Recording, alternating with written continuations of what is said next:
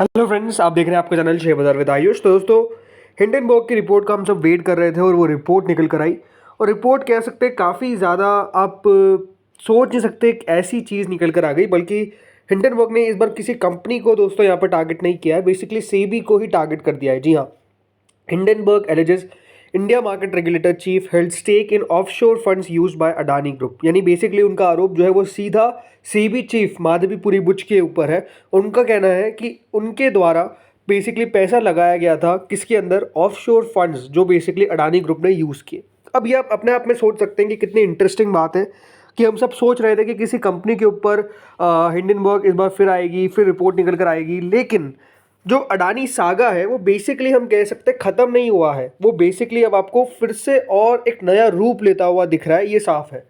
अब देखिए, हिंडनबर्ग की पूरी रिपोर्ट आपके सामने मैं लेके आ जाता हूँ और ये रिपोर्ट आपके सामने दिख रही है, राइट। इसके अंदर सब कुछ उनके द्वारा बात कही गई है और उन्होंने कहा है कि 18 months since Adani report, SEBI has shown a surprising lack of interest in Adani alleged undisclosed web of Mauritius and offshore shell entities। मतलब उनका कहना है कि हमने पूरी रिपोर्ट निकाली अडानी ग्रुप के ऊपर, हमने बताया कि अडानी ग्रुप में कहाँ कहाँ पर गलतियाँ थी, दिक्कतें थी। लेकिन इंटरेस्टिंग बात ये वो कह रहे हैं कि सेबी के द्वारा बहुत इंटरेस्ट कम शो किया गया और जो अनडिस्क्लोज वेब ऑफ मॉरिशस और ऑफशोर शेल एंटिटीज़ है उसके ऊपर सेबी ने कोई बड़ी जांच नहीं करी।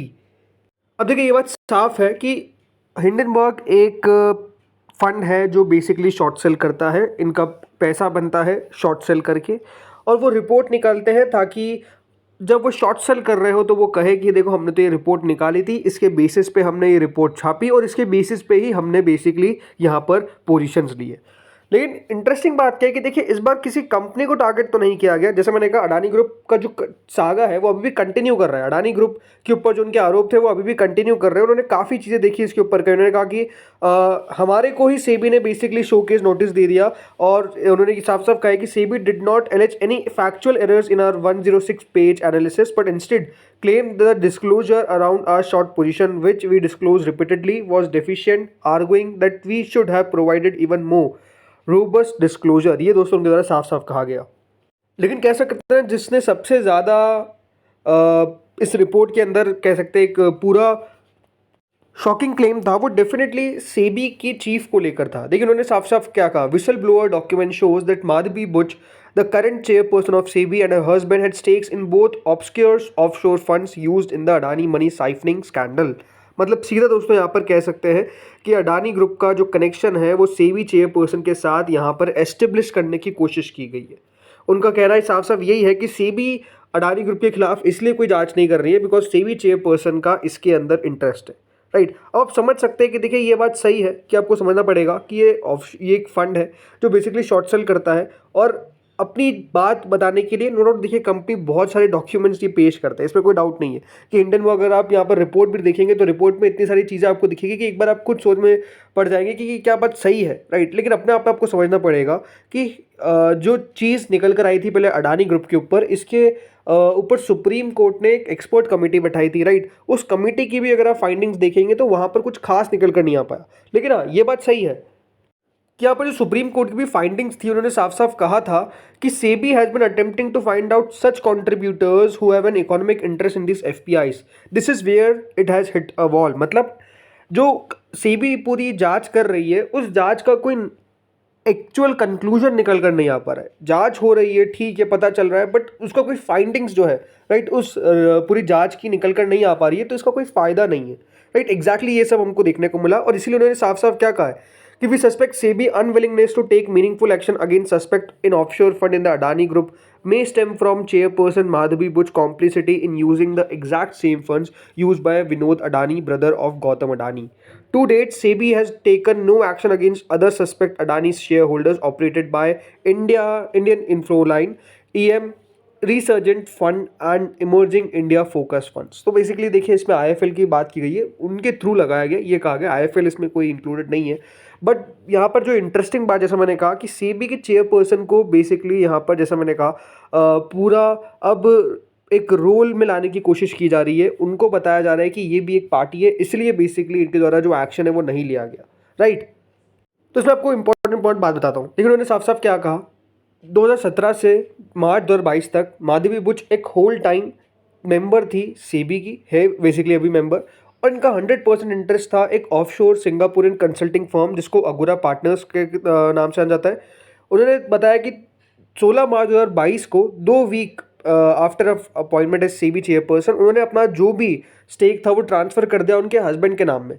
हिंडनबर्ग ने ये बताया कि जो माधवी बुच है, उनके हस्बैंड जो धवल बुच है, वो अपॉइंटेड हुए थे as a senior advisor to Blackstone in 2019। Blackstone हम सब जानते ही है।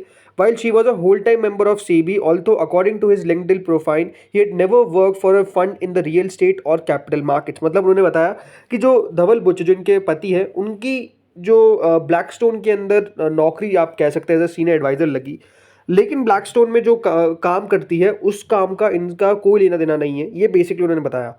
सातवां पॉइंट उन्होंने ये बताया क्योंकि हिंडनबर्ग ने ये बताया कि धवल बुच एक सीनियर एडवाइजर रहे ब्लैकस्टोन के, और उनकी वाइफ सेबी ऑफिशियल रही।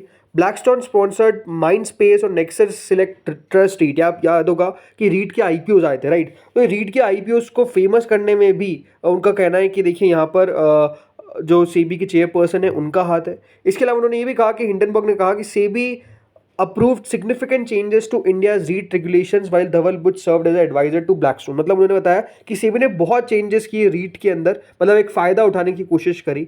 उन्होंने नौवां पॉइंट ये बताया कि माधवी बुच बताया कि उनका रीट एक फेवरेट प्रोडक्ट है for the future and encouraging investor to see the asset class positively. मतलब जैसे मैंने कहा साफ साफ कि इसको इंडोर्स करने की कोशिश की गई किनके द्वारा, माधवी बुच के द्वारा रीट्स के बारे में।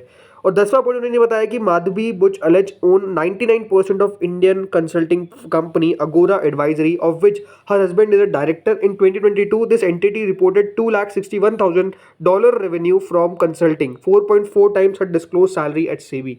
सो ये सारे देखिए यहाँ पर कह सकते हैं कि आप समझ सकते हैं जो भी उन्होंने जांच की उसके ऊपर इन्होंने बात बताई है। अब नो डाउट देखिए इसके ऊपर सेबी चेयरपर्सन का भी बयान निकल कर आया, और जो बयान था उनका वो था कि हमारा कैरेक्टर असैसिनेशन की कोशिश जो है वो बेसिकली हिंडनबर्ग कर रहा है। जी हाँ, उन्होंने साफ साफ ये कहा कि कैरेक्टर असैसिनेशन जो है वो हिंडनबर्ग की इस रिपोर्ट के द्वारा किया जा रहा है हमारा।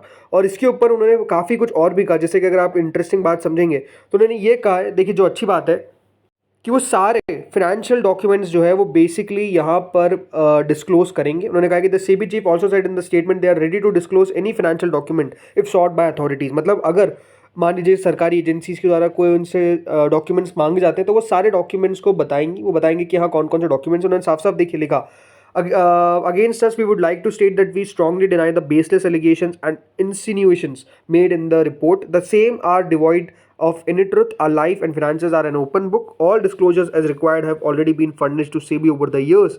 We have no hesitation in disclosing, right?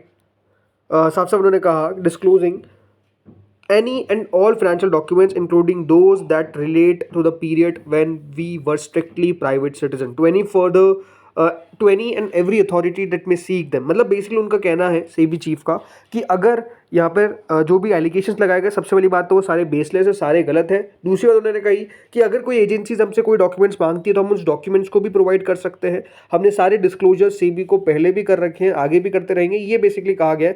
उन्होंने कहा कि एक अनफॉर्चुनेट है ये कि Hindenburg research against whom SEBI has taken an enforcement action and issued a showcase notice has chosen to attempt character assassination in response to the same। ये बात उन्होंने साफ कही है। इसके अलावा अडानी ग्रुप का भी दोस्तों यहाँ पर रिस्पॉन्स आ चुका है इस पूरे ऊपर। उन्होंने कहा है कि ये एक बेसलेस बात है जो हिंडनबर्ग के द्वारा की गई है। साफ साफ उन्होंने कहा है the latest allegations by Hindenburg are malicious, mischievous and manipulative selections of publicly available information to arrive at predetermined conclusions for personal profiteering with wanton disregard for facts of the law. We completely reject these allegations against the Adani Group, which are a recycling of discredited claims that have been thoroughly investigated, proven to be baseless, and already dismissed by the Honorable Supreme Court in March 2023. It is reiterated that our overseas holding structure is fully transparent, with all relevant details disclosed regularly in numerous public documents. Furthermore, Anil Ahuja, who was a nominee director of 3i Investment Fund in Adani Power 2007-2008 and later a director of Adani Enterprises until 2017, ये उन्होंने साफ साफ कहा है, the Adani Group has absolutely no commercial relationship with individuals or matter mentioned in this calculated deliberate effort to malign our standing. We remain steadfastly committed to transparency and compliance with all legal regulatory requirements. ये basically उन्होंने साफ साफ कहा है। मतलब जो भी देखिए रिपोर्ट थी उसको मैलिशियस बताया गया है। उन्होंने कहा है कि यहाँ पर सुप्रीम कोर्ट ने जांच की थी, उसकी भी फाइंडिंग्स निकल कर आ चुकी है और ये एक फिर से खराब अटेम्प्ट है हमारी इमेज के ऊपर डेंट लगाने का, मोटा मोटी ये कहा गया है। तो ये देखिए सारी चीज़ें हैं जो हम कह सकते होती हुई नजर आई है। अब आपका क्वेश्चन होगा क्या इसका मार्केट पे कोई इफेक्ट पड़ेगा? तो देखिए मार्केट पे तो मोटा मोटी कोई इफेक्ट कल हमको पड़ता हुआ नजर नहीं आने वाला है, लेकिन ये बात आपको समझनी पड़ेगी कि जब ऐसी कोई चीज़ निकल कर आती है, पहली बात तो देखिए हिंडनबर्ग कह सकते हैं कि उसको बहुत ज़्यादा कोई खास जो पहली भी रिपोर्ट निकल कर है उसका फर्क पड़ता हुआ नजर नहीं आया हमारे मार्केट्स के ऊपर। नो डाउट देखिए अडानी ग्रुप गिरा, शेयर्स नीचे आए, बट शेयर्स फिर चल गए। हाँ कुछ शेयर्स है जो आज तक उन लेवल्स पर नहीं आ पाए बिकॉज वहाँ पर वैल्यूएशन कंसर्न था, वो हम सबको पता था। लेकिन ये बात सही है कि जब भी ऐसी कुछ रिपोर्ट निकल कर आती है तो उसका इम्पैक्ट ग्लोबली पड़ता हुआ नजर आता है, राइट। सो ये आगे क्या होता है इसके ऊपर ये देखने वाली बात रहेगी, राइट। इसके ऊपर सरकार क्या लेती है फैसला, वो एक इंपॉर्टेंट बात होगी, राइट। ये सारी चीज़ें हैं जो हमको देखना होगा कि आगे होता क्या है, बिकॉज पहली बार हम कह सकते हैं दोस्तों सेबी चीफ कटघरे में खड़ी हुई है, राइट। ये एक इंटरेस्टिंग बात है। जैसे मैंने कहा पहले नहीं हुआ ऐसा, पहले कोई कंपनी के ऊपर एलिगेशंस लगते थे, लेकिन इस बार सीधे सेबी के चीफ के ऊपर एलिगेशंस लगे। तो क्या होता है आगे ये हमको आने वाले दिनों में पता चलेगा, बट नो डाउट इसका मार्केट पर कोई बड़ा असर पड़ता हुआ कल के दिन मुझे नहीं लगता कि देखने को मिलेगा। तो फ्रेंड्स इस वीडियो में इतना ही था, लेकिन आप लोग बताइए आपका व्यू क्या है इस पूरी सेबी और अडानी ग्रुप के सॉरी सेबी और हिंडनबर्ग के बीच में जो अब केस चला है उसके बारे में मुझे बताया कमेंट सेक्शन में। लेट्स सी होता क्या है आगे। इस वीडियो में तो इतना ही था। अगर आपको अच्छा लगा तो लाइक करिएगा, चैनल से पहली बार जुड़े सब्सक्राइब करना है, डेफिनेटली इस वीडियो को शेयर करिए अपने फ्रेंड्स एंड फैमिलीज के साथ ताकि उनको भी इस पूरे इन्फॉर्मेशन मिल सके इस पूरे सागा का, राइट।